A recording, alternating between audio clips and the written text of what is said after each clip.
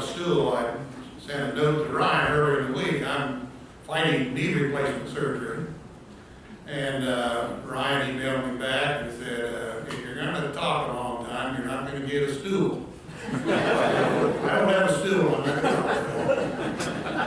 I'm going to read a speech to you. I'm not much for getting up there and just ad-libbing and talking like a lot of these gentlemen are, but growing up in central Iowa, Monroe, Iowa, maybe some of you know where that's at, I had two main passions, sports and farming. Being Iowa, you're going to be farming. My parents, coaches like Coach X-Line, and a farmer like a second dad to me, Paul Coline, helped me develop work skills, determination, drive, enthusiasm, and pride in what I was doing. I was a business and physical education major in college, but my main goal was coaching. Still, it was the Vietnam era. Some of you are old enough to remember the Vietnam era. We had draft numbers. I remember sitting around the night and listening for the draft number. I was born December 24th, and my number was 93. I knew at that time there was a pretty good chance I was headed to Vietnam after I graduated from college. I attended Northeast Missouri State University at Truman, and guess what? A month after I graduated, I got that Dear Roger letter. You're welcome to the United States Army. 2 years later, though, the military wasn't that bad to me. I didn't have to go to Vietnam. My brother was over there, thank goodness, so I didn't have to go. The war was winding down. They didn't want us guys going over there and getting in their way. So we were sent to Germany. My wife and I had a son that was born over there, and we really had a pretty good time in the military. But 2 years later, I was back in the workforce at a small school in Northeast Missouri, Gorham, Missouri. And the farm I still own today. Remember, I'm from Iowa. Gorham was a small town in Northeast Missouri, so I coached both boys and girls. When kids would say, "Hey, coach," I knew who they were talking about. I was the only coach in the building.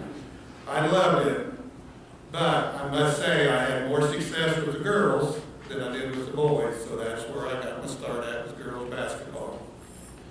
From there, we moved to South Clay, Iowa, where for 3 years I coached basketball, softball, and track with another group of hardworking, talented girls. But we were farther from family, living in Northeast Missouri, the family was there, and we moved back to Clark County, or to Missouri. I was again coaching middle school and high school teams. The reason I wanted middle school, and they let me do it, we had a sports hour, and they let me coach both the middle school and high school teams. We had the BE hour, and that's where we coached our middle school basketball at.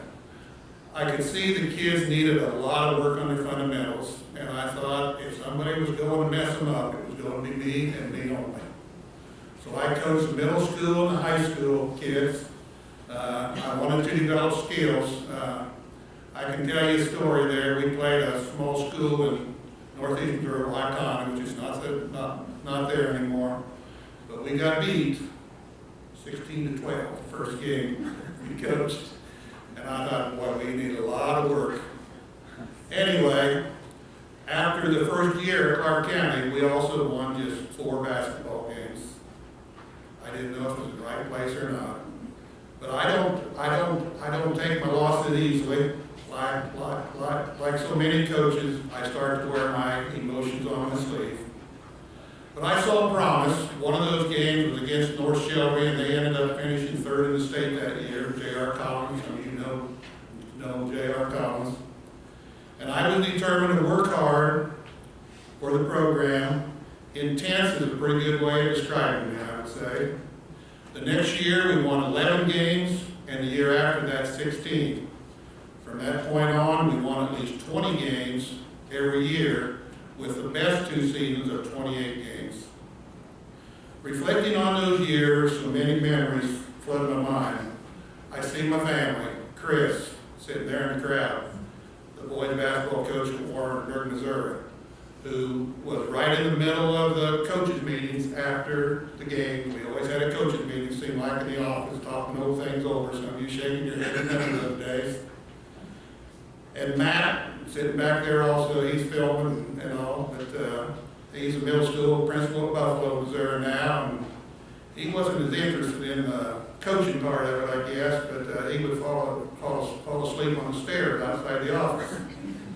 And Kaylann is not here today. She lived in the state of California. She was born in November and started attending basketball games in 30 days after that. My wife Carol, I couldn't eat before ball games, so guess what at midnight we started doing? We had scrambled eggs a lot of night, potato soup, some of our favorite. And also I had the farm, remember? I would go to the farm after the ball games or else at 5 in the morning to check on things. I picture talking to players about goals, working over summers, and going to camps. Yes, we had camps back then too.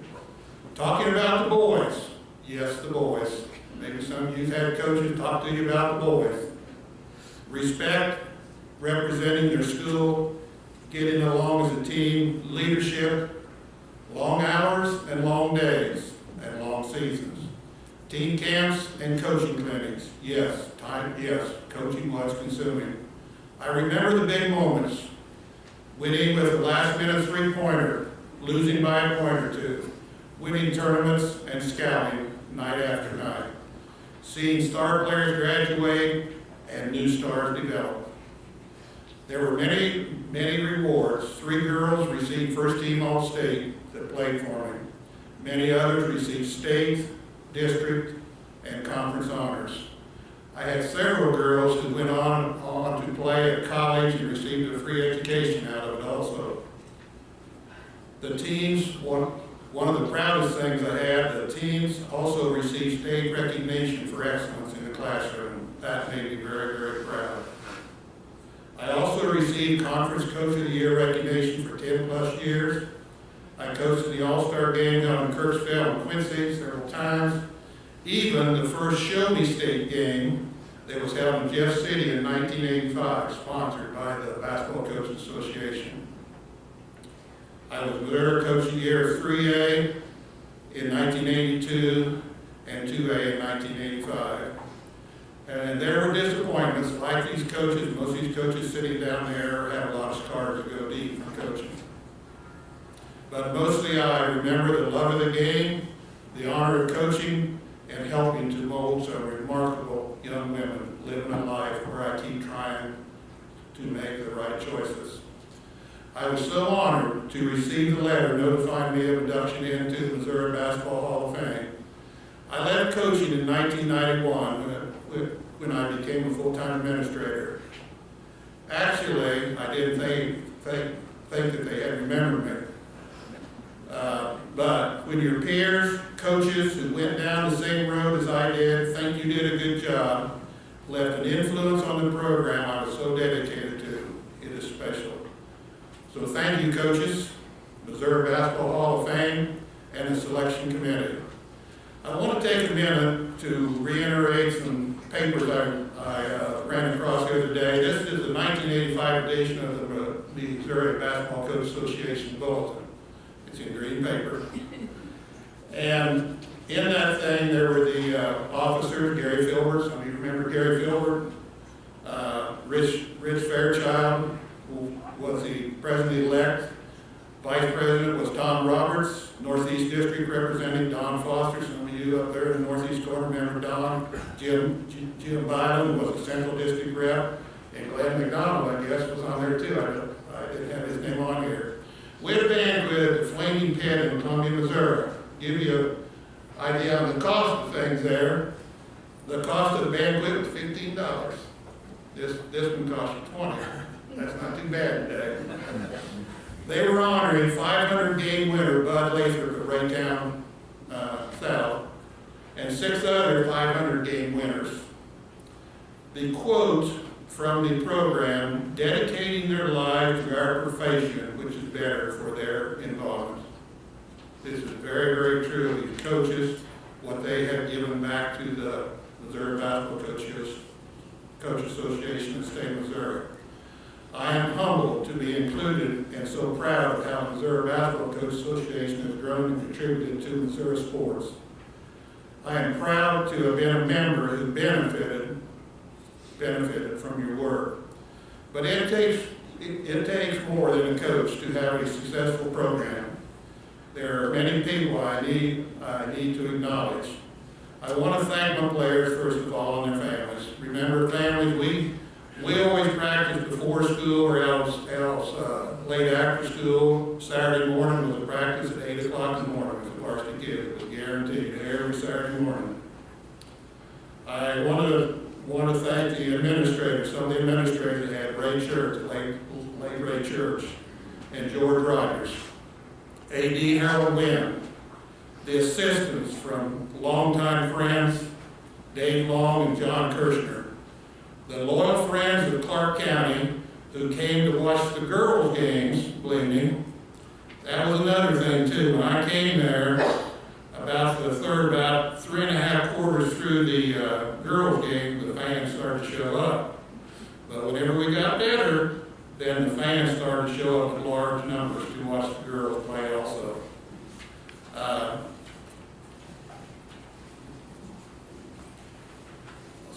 Lost the pages here.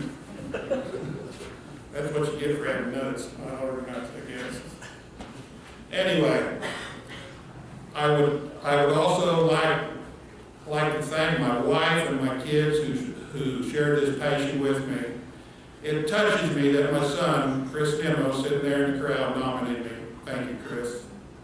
I have received many notes of congratulations about how they remember some of the exciting games that we played. Games such as Macon, Island, Palmyra, Putnam, Salisbury, Wright City, among others. Now I'd like to talk about those games, Ryan. Just kidding. You have given me an opportunity to relive my past.